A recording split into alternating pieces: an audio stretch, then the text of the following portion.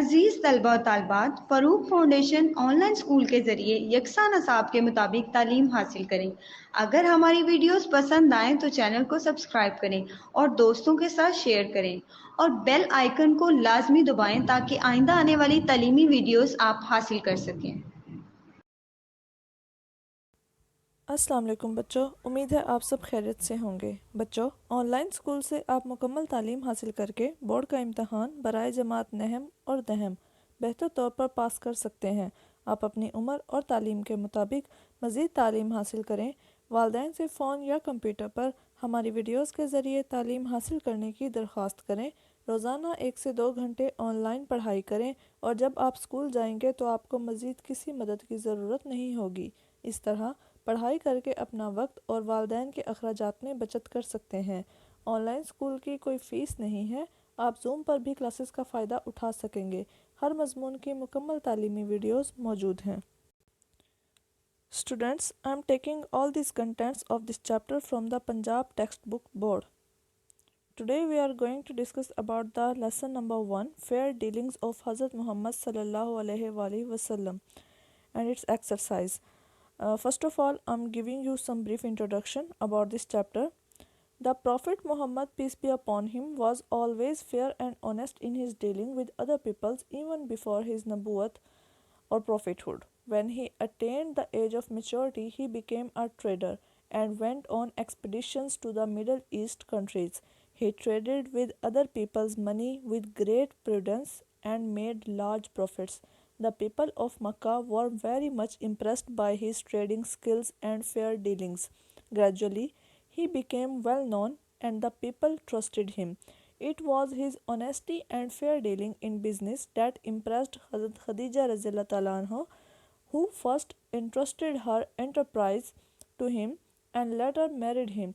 All the people who had done business dealings with him before his prophethood had always praised his honesty and fair dealings in trade. He was not only fair in business dealings with other peoples but also encouraged his companions to be so. Abu Nu'man bin Bashir reported God's messenger, peace be upon him, as saying, "What is lawful is clear, and what is unlawful is clear. But between them are certain doubtful things which many people do not recognize.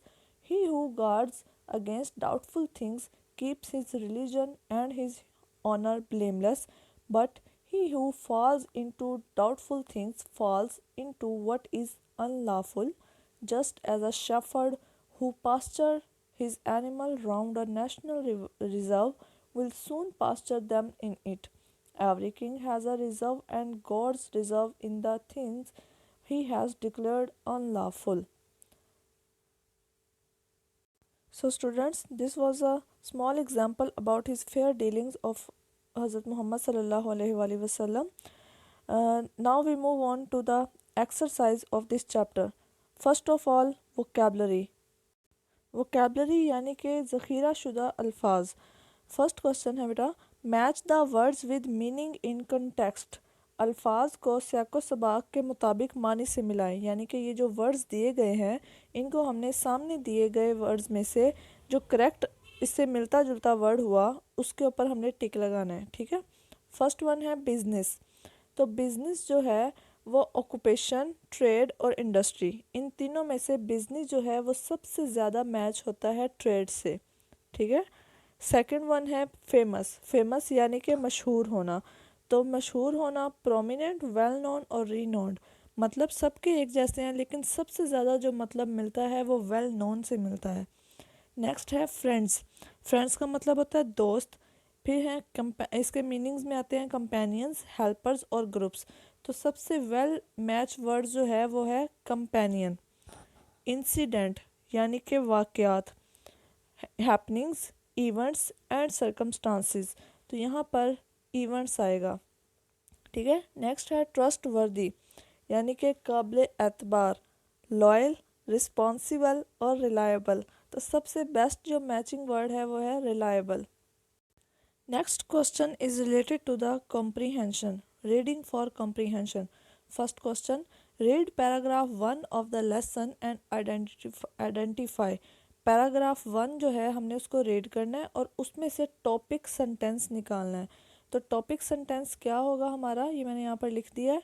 हज़रत मोहम्मद सल्लल्लाहु अलैहि वसल्लम was always fair and honest in his dealing with other people even before his prophethood.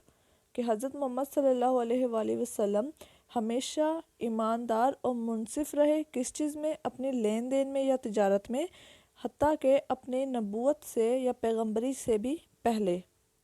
Second one, spotting details और example. इस paragraph के related जो उसकी details हैं वो लिखनी है और एग्ज़ाम्पल वगैरह लिखनी है। तो फर्स्ट पैराग्राफ की स्पॉटिंग डिटेल क्या होंगी, यानी कि मुआवन तफासिल या तफसीलात।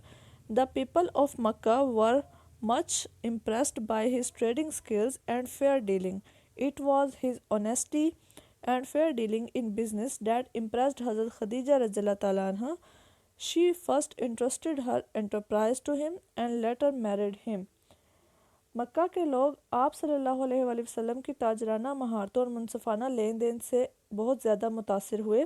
ये कारोबार में आप सल्लल्लाहु अलैहि वसल्लम की ईमानदारी और मुनसफ़ाना लेन देन ही था कि जिसने हज़रत खदीजा रज़ियल्लाहु तआला अन्हा को मुतासिर किया। आप रज़ियल्लाहु तआला अन्हा ने पहले तो अपना कारोबार आप सल्लल्लाहु अलैहि वसल्लम के सुपुर्द किया और बाद में आप सल्लल्लाहु अलैहि वसल्लम से शादी कर ली। Next question B, encircle and write the words in paragraph 1 that connect the sentences with this paragraph।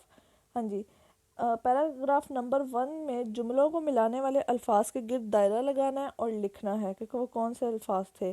तो फर्स्ट वर्ड है इवन, फिर है when, and, that, who, not only, and, but also.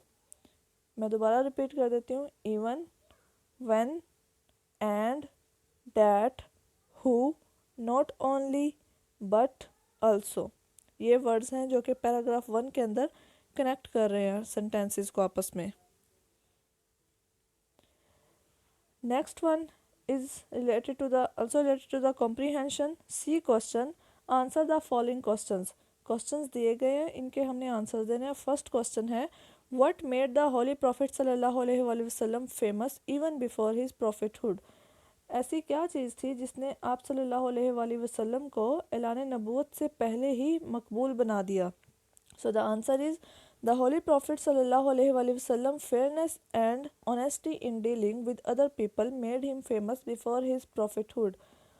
नबी पाक सल्लल्लाहु अलैहि वसल्लम की दूसरे लोगों के साथ कारोबारी लेन देन में इंसाफ पसंदी और ईमानदारी ने आप सल्लल्लाहु अलैहि वसल्लम को ऐलान नबूवत से पहले ही मकबूल बना दिया था।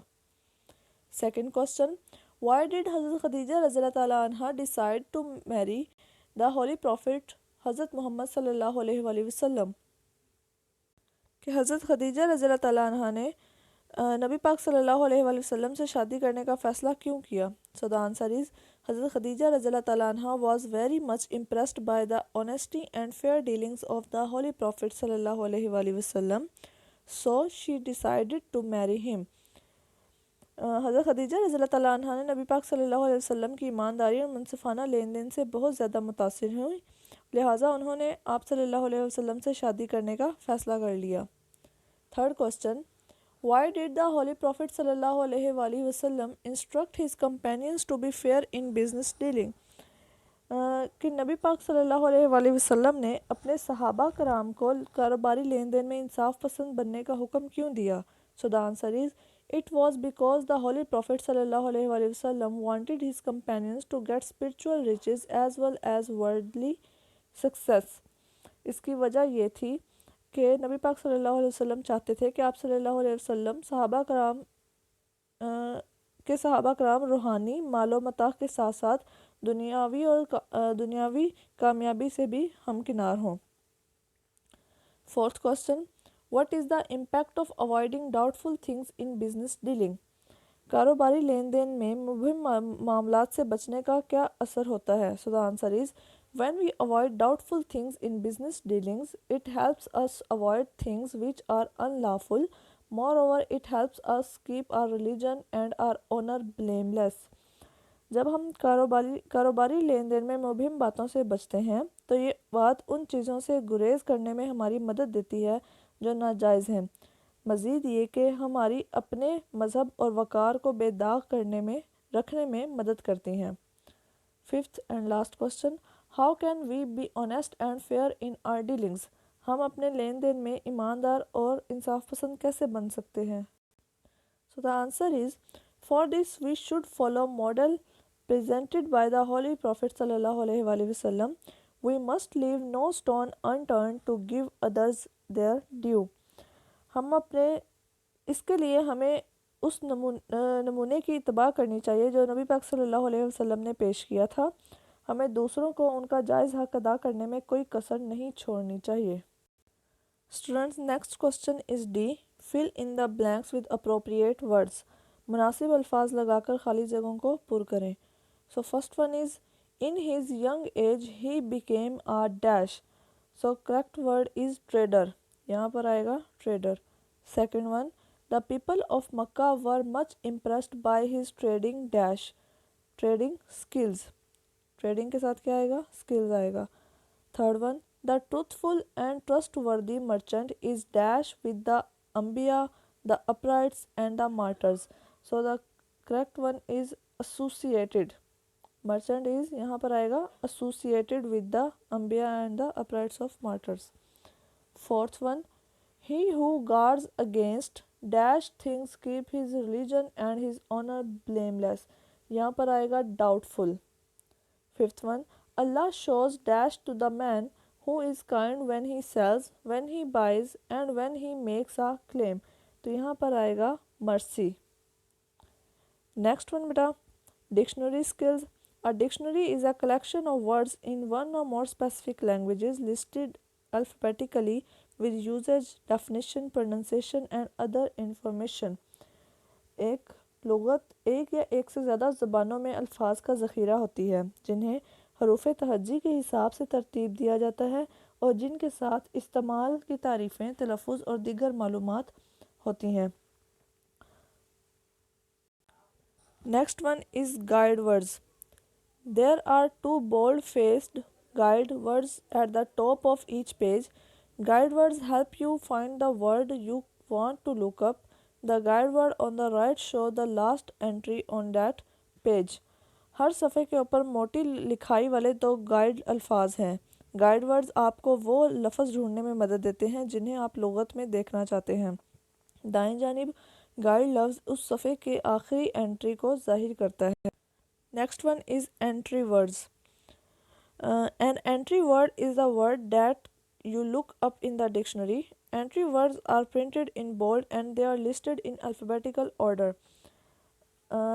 एंट्री वर्ड्स वो लफ्ज़ हैं जिसे आप लुग़त में देखते हैं। एंट्री अल्फाज को मोटी लिखाई में लिखा जाता है और उनकी हरूफ तहज्जी के अतबार से फहरिस्त बनाई जाती है। Next, grammar. Read the sentence given in the line 4 of the first paragraph. In his young age he became a trader.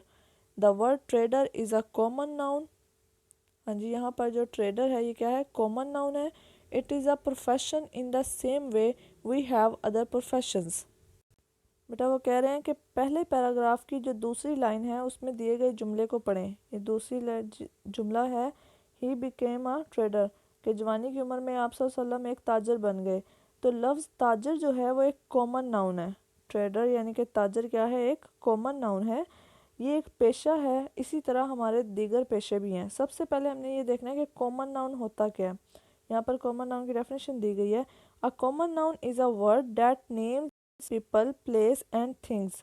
They are not the names of a single person, place or thing. For example, man, cat, book, school. इसम नकरा यानी कि common noun एक ऐसा लफ्ज़ है जो लोगों, जगहों और लोगों और जगहों और चीज़ों के नाम का होता है। वो किसी ख़ास वाहिद शख्स, जगह या चीज़ के नाम को नहीं कहते।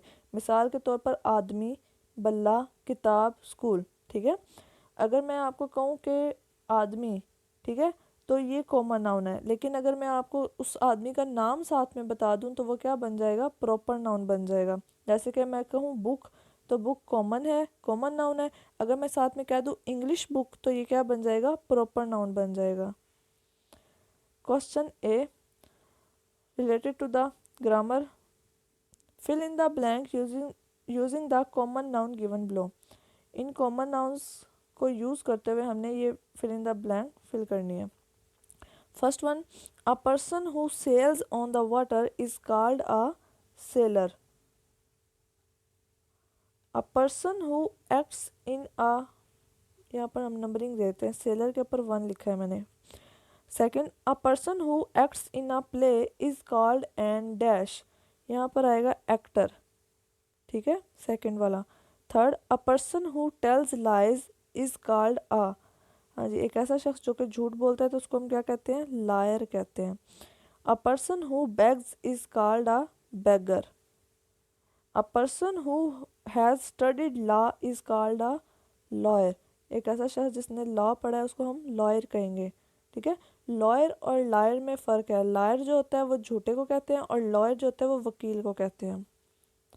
Second one, pick out the 5 proper nouns from the lesson. इस लेसन में से कोई से भी 5 प्रॉपर नाउन हमने फाइंड आउट करने हैं. तो वो कोई भी प्रॉपर नाउन हम ले सकते हैं. फर्स्ट ऑफ ऑल हम देख लेते हैं प्रॉपर नाउन होता क्या है. Definition: a proper noun is a name of a specific person, place और thing. The first letter of a proper noun is always represented by a capital letter, like Khadija, Lahore. ठीक है, इसम मार्फा यानी कि प्रॉपर नाउन किसी ख़ास शख्स, जगह या चीज़ के नाम को हम कहते हैं. प्रॉपर नाउन का पहला हर्फ हमेशा बड़े हरूफ यानी कि कैपिटल लेटर से ज़ाहिर किया जाता है. मिसाल के तौर पर खदीजा में के और लाहौर में जो पहला लफ्ज़ एल है वो बड़ा होगा. ठीक है, तो अब हम देखते हैं कि चैप्टर में कौन से 5 प्रॉपर नाउन थे. तो हम हज़रत मोहम्मद सल्लल्लाहु अलैहि वसल्लम, हज़रत खदीजा रज़ियल्लाहु ताला अन्हा, हज़रत अबू सईद रज़ियल्लाहु ताला अन्हो, हज़रत नौमान बिन बशीर रज़ियल्लाहु ताला अन्हो एंड हज़रत जाबिर रज़ियल्लाहु ताला अन्हो. ये सारे के सारे प्रॉपर नाउन हैं. ठीक है. C question: complete the following sentences with proper noun.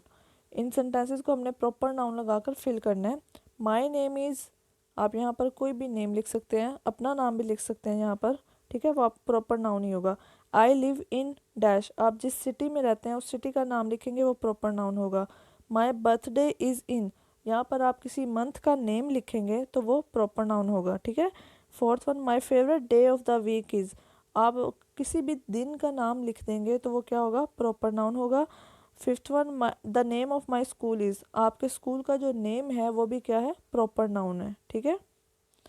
Next, when the noun is singular it is formed possessive by adding S to the noun. हाँ जी, जब इसम जमा हो और उसके आखिर पर एस हो तो इजाफी हालत यानी कि हरूफ जो है वो अपोस्ट्रोफी लगाकर इसको कर दिया जाता है. जैसा कि my mother's hobby is surfing, the yellow one is my dad's car. Possessive form of an animate noun shows possession. ये क्या करती है, पोजेशन को शो करती है यानी कि मलकियत का इजहार कर रही होती है. ठीक है, तो ये जो अपोस्ट्रोफी और एस का जो निशान है ये मलकियत को जाहिर करने के लिए लगाया जाता है. जैसा कि येलो कलर की जो कार है वो मेरे वालिद की कार है, तो देखें मलकियत जाहिर की जा रही है. When the noun is plural, the end is possessive case is formed by adding only an apostrophe. ठीक है, यहाँ पर apostrophe लगाई जाती है स्टार्ट में. Cats food is in the kitchen where the kids room. ये देखें ये मलकियत को जाहिर कर रहा है. In case of irregular plural noun, we add s the children's room. Irregular plural noun में हम s और apostrophe लगाते हैं. Next, D question: use an apostrophe to make possessive noun. Possessive noun बनाने के लिए अपोस्ट्रोफी यूज़ करनी है. तो यहाँ पर हम लिखेंगे मारिया, और कंप्यूटर को कैसे लिखेंगे, मारियाज कंप्यूटर. मारिया लिखकर फिर उसके बाद हम यहाँ पर ये निशान लगाएंगे और फिर उसके बाद आगे हम लिख देंगे एस.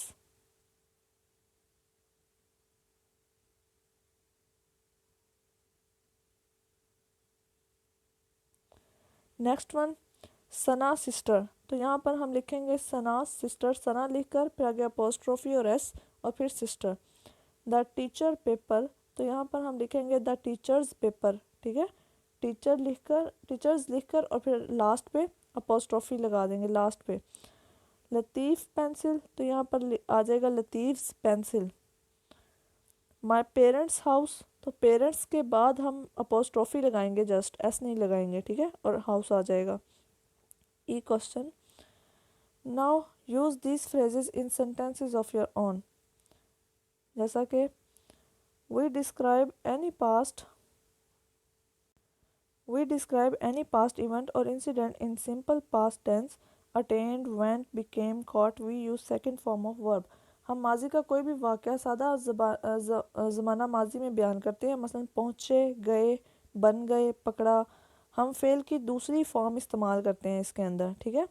पास्ट सेंटेंस बनाने के लिए हम कौन सी फॉर्म यूज़ करते हैं बेटा? Second form of verb use करते हैं। एफ क्वेश्चन है, read the following sentences taken from the lesson and underline simple past verbs. ये कह रहे हैं कि हमने इस चैप्टर से ये सेंटेंसेस लिए हैं, इसमें से सिंपल पास्ट वर्ब हैं, उनको आपने अंडरलाइन करना है। तो सिंपल पास्ट वर्ब कौन से होते हैं? सेकंड होते हैं वर्ब। तो देखते हैं यहाँ पर सेकंड कौन सा है। First one, in his young age he became a trader. तो बिकम फर्स्ट फॉर्म होती है और बिकेम सेकंड फॉर्म। तो बिकेम जो है ये सिंपल पास्ट वर्ब को रिप्रेजेंट कर रही है। Second, he traded with other peoples money with great care. तो यहाँ पर ट्रेडेड जो है ये सेकंड फॉर्म ऑफ वर्ब है। द रसूल सल्लल्लाहु अलैहि वसल्लम advised his companion to avoid doubtful thing in business dealing. यहाँ पर एडवाइज्ड सेकंड फॉर्म है। द रसूल सल्लल्लाहु अलैहि वसल्लम gave great importance of to fair business dealing. Gave जो है ये सेकंड फॉर्म है। G question, use simple past verb to complete this sentences. हाँ जी, यहाँ पर वर्ब फॉर्म ऑफ वर्ब दे दी गई हैं। उन्होंने कहा कि इनको आपने यूज़ करते हुए सिंपल पास्ट वर्ब के अंदर इसको चेंज कर देना सेंटेंस में। तो I dash a snake last night. तो पास्ट है तो हमने कौन सी फॉर्म ऑफ वर्ब यूज़ करनी है? सेकंड। तो सी की सेकंड फॉर्म ऑफ वर्ब क्या होती है? सा। तो यहाँ पर आएगा आई सा a snake last night। Second, she dash late yesterday। कम की सेकंड फॉर्म क्या होती है? came, C-A-M-E, she came late yesterday। Third one, they dash for a walk on Sunday। go की सेकंड फॉर्म क्या होती है? went, they went for a walk on Sunday। Fourth, we dash football last week. Play की second form क्या होती है बेटा? Played. Play के बाद ईडी लगा देना आपने। Fifth one, she dash a long story in the test. Write की सेकंड फॉर्म होती है रोट। आई की जगह पर आपने ओ लगा देना तो रोट बन जाएगा, ठीक है। Next, pick out regular and irregular verbs from the lesson. First of all देखते हैं रेगुलर वर्ब्स होता क्या है। Regular verb has ED ending. एक ऐसा वर्ब जिसके एंड में ईडी आ जाए वो रेगुलर वर्ब होता है, जैसे कि अटेन से अटेंड। और इरेगुलर वर्ब क्या होता है? जिसके एंड में ईडी ना आए, जैसे कि बाय से बॉट, ठीक है। तो चैप्टर में से आपने, ये आपका होमवर्क है कि आपने जितने भी रेगुलर और इरेगुलर वर्ब्स हैं उनको आपने सेपरेट करके लिखना है। अच्छा, नेक्स्ट है I question, capitalise and punctuate the following sentences. इनको आपने कैपिटल जहाँ पर लिखना हो वो वर्ड कैपिटल लिखें और इनकी पंक्चुएशन लगाएं। फर्स्ट वन, पहला जो वर्ड होता है वो कैपिटल होता है, तो डब्ल्यू यहाँ पर क्या आएगा? Capital. What is your name. देखें क्वेश्चन पूछा जा रहा है तो इसके एंड पे क्या आएगा? क्वेश्चन मार्क आएगा यहाँ पे, नेम के बाद question mark. Second, I like my school. तो इसका आई जो है वो कैपिटल आएगा और स्कूल के लास्ट पे फुल स्टॉप आएगा, ठीक है। Third one, what are beautiful watch.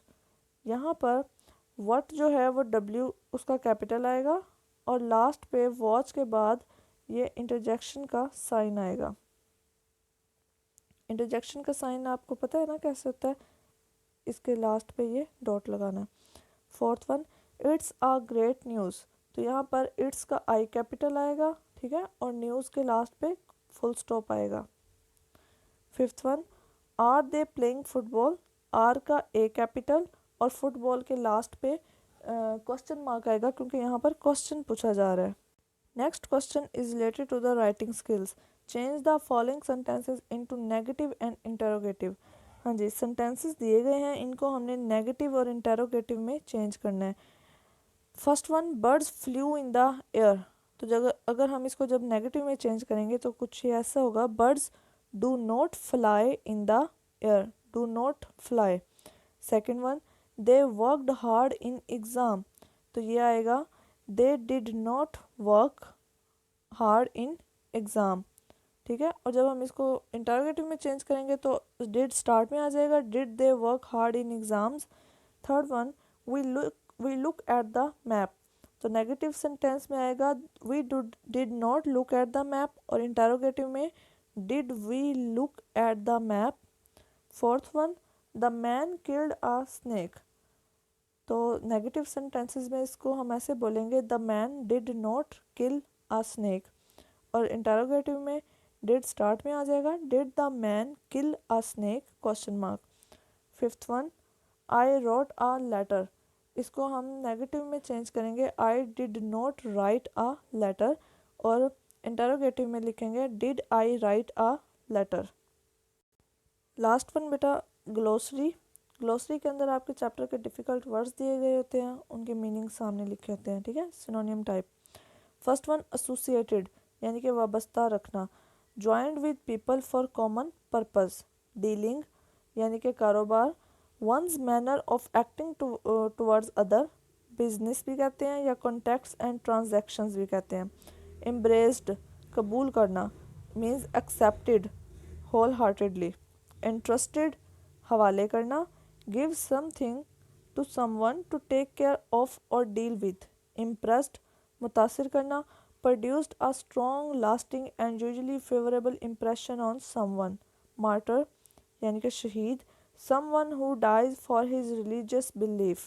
Mercy मेहरबानी या तरस खाना, kindness shown when punishment is possible. Trustworthy, able to be trusted or dependent on, reliable. Upright means रास्तबाज या सच्चा, possessing moral correctness. So student, this is all about our today's topic. बेटा I hope आपको अच्छी तरह समझ आ गई होगी। हमने इसके अंदर जितने भी ग्रामर के क्वेश्चंस किए हैं, जितने भी हमने कॉम्प्रिहेंशन की है या डिफ़िकल्ट वर्ड्स, ग्लोसरी, वोकेबलरी की हैं, आपने उनको अच्छे तरीके से याद करना है, उनकी घर में प्रैक्टिस करनी है क्वेश्चंस की, ताकि आपकी पेपर्स की तैयारी अच्छी तरह हो सके। बच्चों, अगर आपको हमारी वीडियोस पसंद आएँ तो इस चैनल को लाइक और सब्सक्राइब करें, ताकि आप आने वाली हर वीडियो से आगाह रह सकें। शुक्रिया।